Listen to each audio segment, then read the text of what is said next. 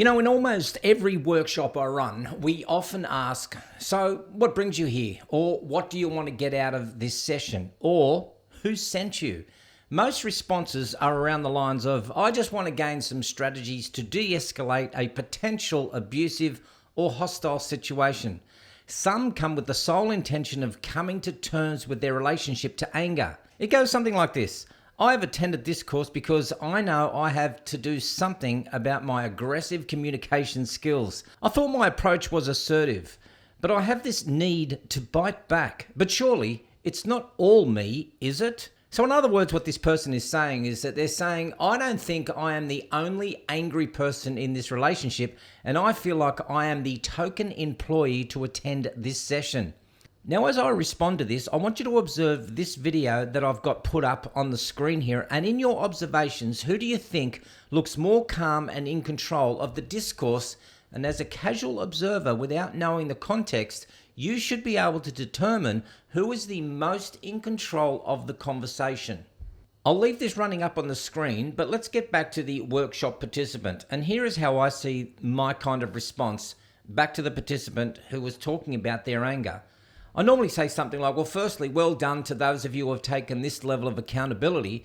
But then secondly, in my little brain, I'm going, why are you now the one that I'm focusing on in the room?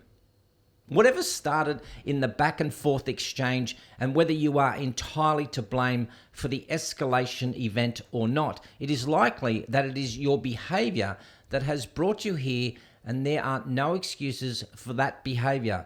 For those people who know of this little model here, it's called the above the line and below the line behavior, where above the line you see ownership, accountability, and responsibility, and below the line you have blame, excuses, and denial.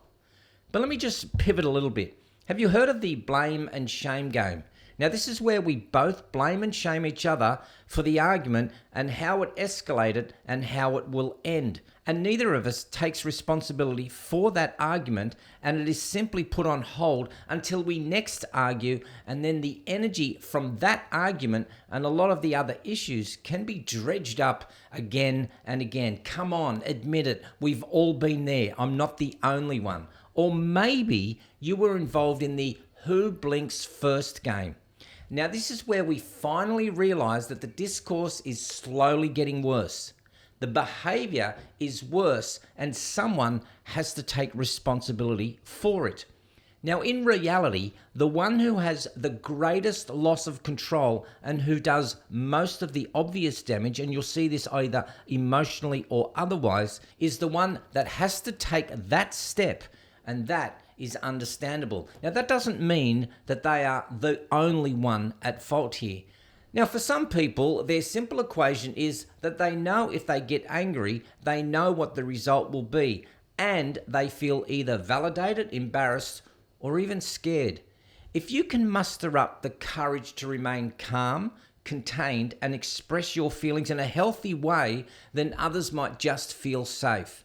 And when they feel safe, they may be able to express their frustration, confusion, or anger. In fact, in quite a few cases, I've had some people years later express to me that they have become angrier and angrier, and they need to take control. These are the right fighters. Their need to be right overrides all other reasonable strategies. They validate their own needs.